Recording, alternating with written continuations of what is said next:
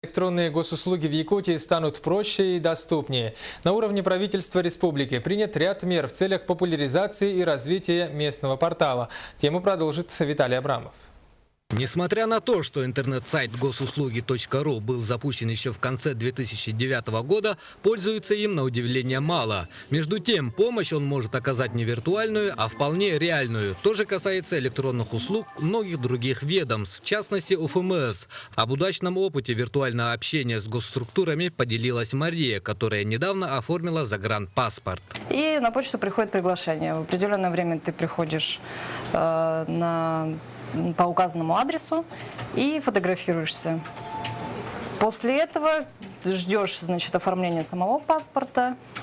Это где-то заняло, около 3 недель, наверное. Да, то есть, опять же, ты не отставишь никакие очереди. И опять также приходит приглашение.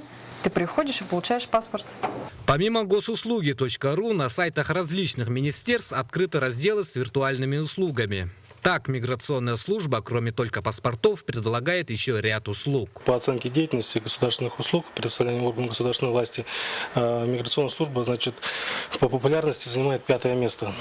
И что касается 22% населения пользуются услугами именно Федеральной миграционной службы. А все республиканские ведомства, которые могут предоставить электронные услуги, сосредоточены на порталах e-yakutia.ru, а также на сайте многофункционального центра. При помощи данного сервиса граждане имеют возможность как подать заявление в электронном виде, так и получить предварительную консультацию.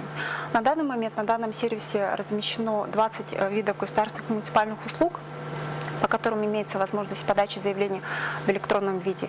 При этом граждане имеют право выбрать способ получения результата. Либо в виде отсканированного документа на свой адрес электронной почты, либо подойти сюда в МФЦ и получить документ в бумажном виде. На сегодняшний день в электронное правительство республики можно зайти и через аккаунт федерального портала, не трача лишнего времени на повторную регистрацию. А со следующего месяца для регистрации в e-yakutia.ru понадобится только номер мобильного телефона. Сегодня более 55% граждан оценивают положительно опыт предоставления услуг через государственные или муниципальные органы, в том числе положительно оценивают предоставление услуг в электронном виде. То есть гражданам нравится получать услуги в электронном виде, граждане понимают все преимущества. Все большая часть граждан хотит получать услуги через МФЦ, либо в электронном виде через порталы услуг. В дальнейшем электронное правительство станет еще доступнее. Планируется упрощение сайта, чтобы граждане могли быстрее найти необходимую информацию.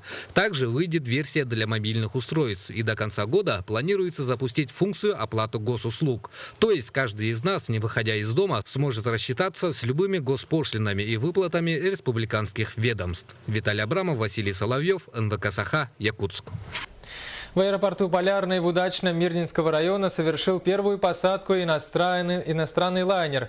Аэродром, не имевший до недавнего времени права на прием этого типа воздушных судов, получил от Росавиации разрешение на эксплуатацию Боингов, хотя и с некоторыми ограничениями. С чем они связаны, выясняла наш коллега Елена Медведева. Впервые Боинг 737 авиакомпании «Алроса» совершил посадку в аэропорту Полярный. Допуск на прием такого типа воздушного судна аэропорт получил в конце января. С учетом технических характеристик аэродрома Росавиация выдала соответствующее разрешение с ограничением по массе и количеству взлет-посадок лайнера.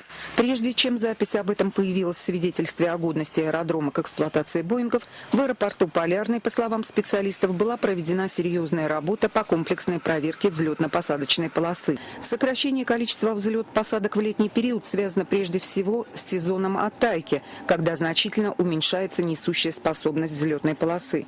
При этом ограничений по приему привычных для полярного тушек Ил-76 нет никаких, хотя по своей массе они гораздо тяжелее Боингов. Причина – количество колес на шасси. У отечественных, скажем, Ту-154 их по 6 на каждой стойке, а у 737-го Боинга всего по 2 колеса.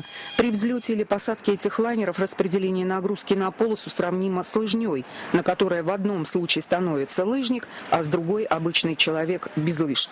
Учитывая конструктивные особенности Боингов, служба СПАСОП аэропорта Полярный, а также сотрудники инженерно-технической службы авиакомпании «Алроса» уже прошли обучение по обслуживанию данного типа воздушных судов.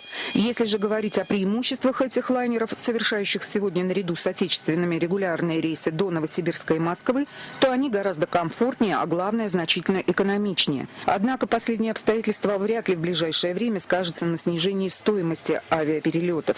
Для этого необходимо